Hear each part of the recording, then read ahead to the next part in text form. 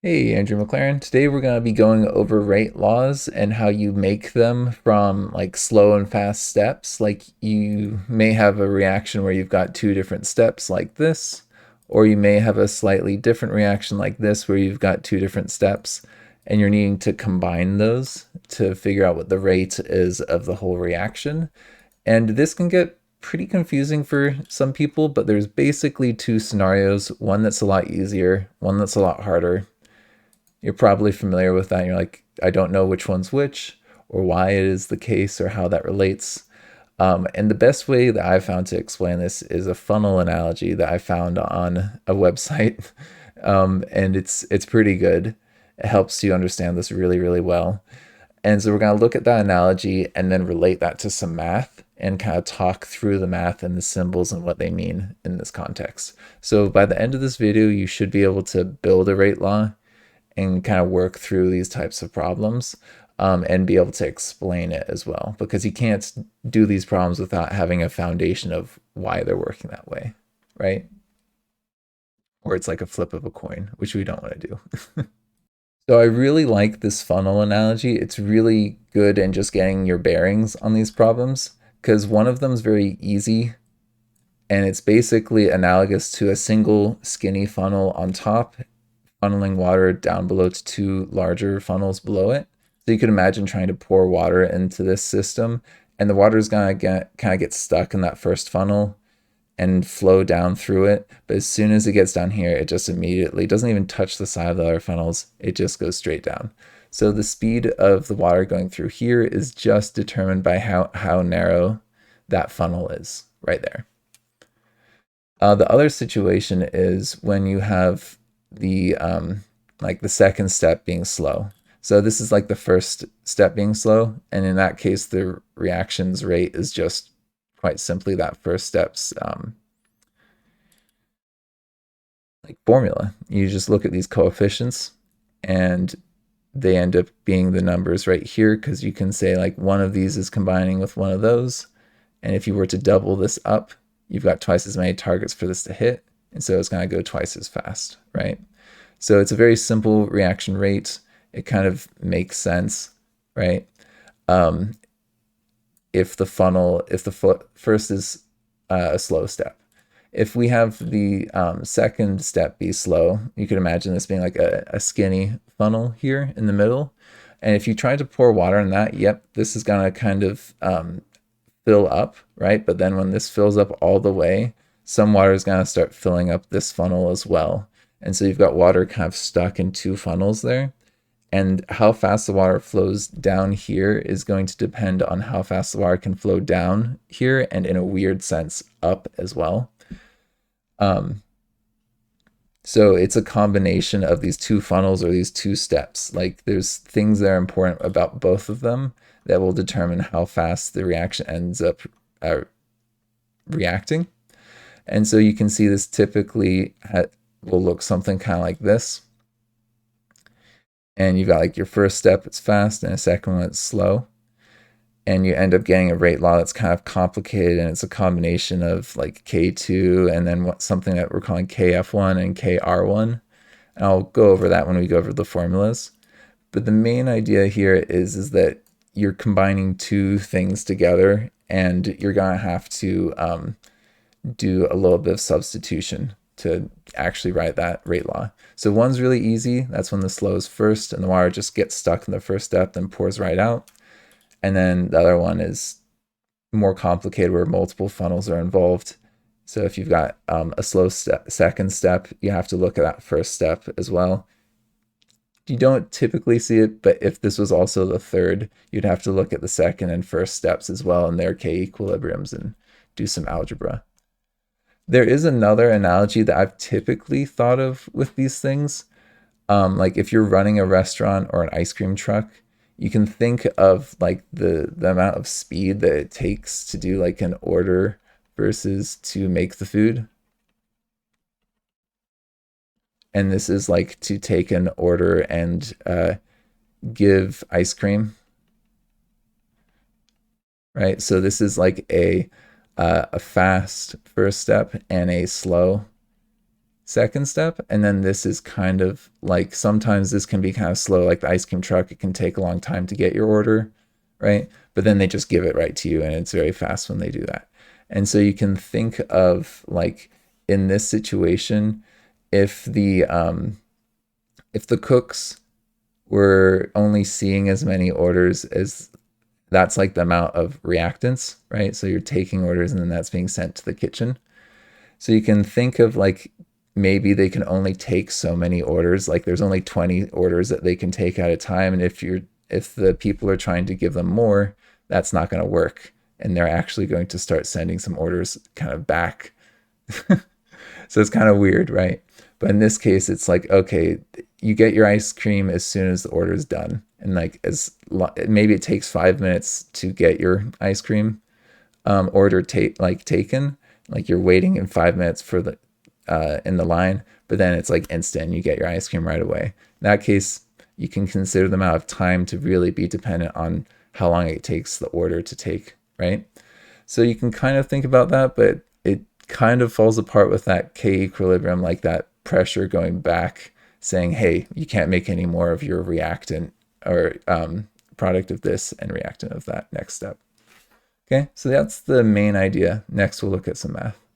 So when we're talking about formulas, like we said earlier, it's super, super easy if you've got the slow step first.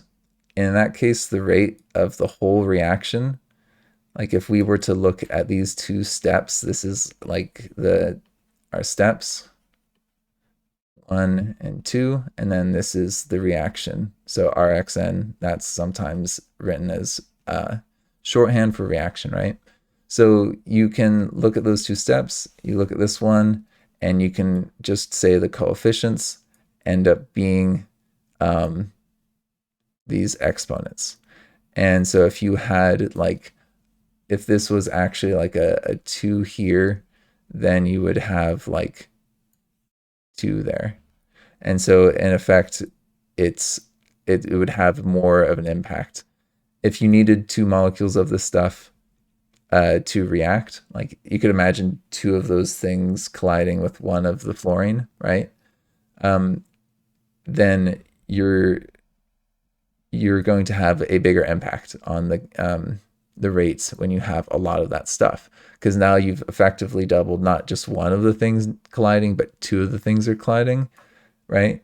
So if you have 2 times this concentration, it's kind of like you've doubled up 2 of your reactants in a sense. So these things, the coefficients for the number of molecules that are involved will end up being the exponents, because that's like keeping track of all the various things that are like colliding and their concentrations in a sense, right? So that's pretty straightforward for the first one. The second one gets really messy. The main idea here is that you're going to have some intermediates, things that are made in the first step that are taken up in the second step. And we can't really talk about concentration of intermediates because they're used up, right? So if you're trying to measure that concentration, you can actually measure other things in the K equilibrium for the first step and then kind of substitute that in. So also something to keep in mind is that the K equilibrium is related to the forward rate and the reverse rate. So if something's going forward very quickly, like this is a big number, and then the reverse rate is kind of a small number, then the K equilibrium is going to be like huge, right? So how fast something's going forward or how fast it's going backwards, it has to end up doing with how much pressure or concentration the reactants and products end up taking up, which kind of makes sense. If something's going forward really quickly, you're going to have a lot of product, right? So and we're going to have this K equilibrium that's going to come into play, and it's got to be the K equilibrium of this first step that is reversible. So you've got this K forward and K reverse. And it's usually in these situations, what ends up happening is you get to equilibrium and the K reverse is significant, so much so it might even be bigger than the K2 forward when we're at that equilibrium. So it's really, really like pushing things back into the previous side if it can. because it already as stable as it can be. It's not going to make more of itself. So yeah, you end up combining this K2, which is forward and irreversible, which is important because if it was reversible, we might not ever go all the way forward. So we've got this forward reaction and that backwards reaction. They're kind of being combined. And what you can do is you can say like, okay, I've got my K equilibrium for that first step, which is written. You can see I've got my products right here, which are those products right there, and the reactants here, reactants there. And so this is the K equilibrium of that first step. You can write that out as a generic thing, and you can rearrange for the concentration of the intermediate. And now we have concentration of actually reactants and products here. And then this intermediate, we can substitute that back into the rate. So we know that the rate of the reaction is essentially the rate of the second step. But we have to substitute this this intermediate in because we can't write that out because the second step is going to depend on that K equilibrium of the first step, right? So this rate ends up being a combination of that K equilibrium from the first step and this little value of K2 here as well. So if we plug in our variables, and these you can write out generically from the reaction. So I know that I have like 1 and 1 of these two in my coefficients. So they're my exponents in the rate law here. And so I just need to plug in from my K equilibrium of the first step. So we've got our K equilibrium. We do a little bit of rearranging. And that is what you end up doing to find that rate of that reaction. And it's kind of annoying because oftentimes they give you this rate written just as like a little k here. But in reality, that little k is a combination of the K2 and that K1 forward and the K1 backwards. So you can get some numerical values and plug them all in for that. And you could find like the K of the whole reaction in that constant. It would also depend on these concentrations. I think this should be actually squared as well. So one other thing to keep in mind is that this K equilibrium, you can kind of consider it and how it affects the overall rate of the whole reaction. Because we've got this rate, and you can imagine if you've got a bigger K, that's making more product from that first step. So if we've made more product from that first step, that means that there's more reactant for the second step available, and it can go faster, right? So what we're saying is like as K gets bigger, then that's going to contribute more intermediates. And then as you get a larger amount of intermediates, it makes the thing go faster. So to write the rate of a larger reaction, it is really the rate of the second step, but we can't write that with intermediates. We need to substitute in values of reactants and products of the actual reaction. And to do that, we just do a little rearranging with our K equilibriums, which in a sense are determining how much of that stuff is present or possible to react at that point in time and make it that speed. So that's kind of why these things are a combination of how fast this stuff can go down and also the K equilibrium of the previous steps, because they're allowing the thing to go faster if the K equilibriums are larger. So if the forward reactions are larger or the reverse reactions are smaller, that allows more product from that first step, which allows more reactant in the second step or allows it to go a little bit faster. Okay, so that's the main idea. I know it's really complicated, but if you can just do the funnel trick to remember which one's which, that will save you a lot of stress. And then think about as to like what you're substituting in and why. Like you don't really need to substitute anything in for the first step here, because they're both reactants. They're not intermediates. So if you think, basically, if you need two sub intermediates,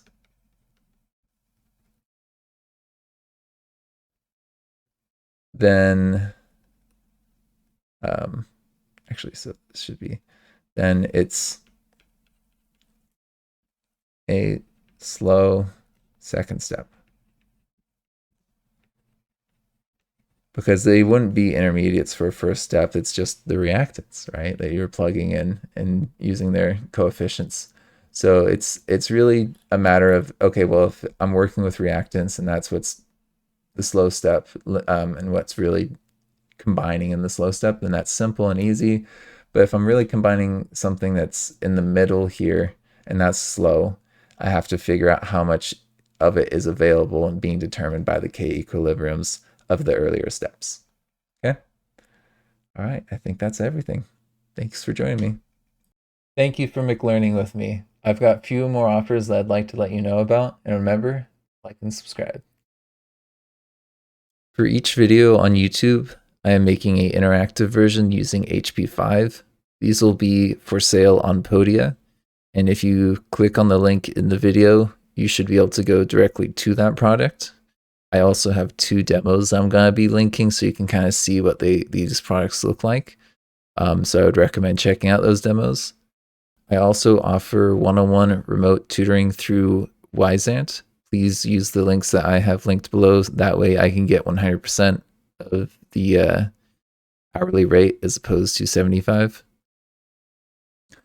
Each video also has a link for my Patreon, and you can join at the $3 level to get some resources I use for tutoring or to support the channel. And I also have a $5 raffle level, which you could either get some free online tutoring or 5 interactive lessons for free. You choose which ones. And then I also have my Teachers Pay Teachers, which has some old lessons that I made from when I used to be a teacher. I may be adding to that. Thank you for spending your time with me. I hope that you learned something.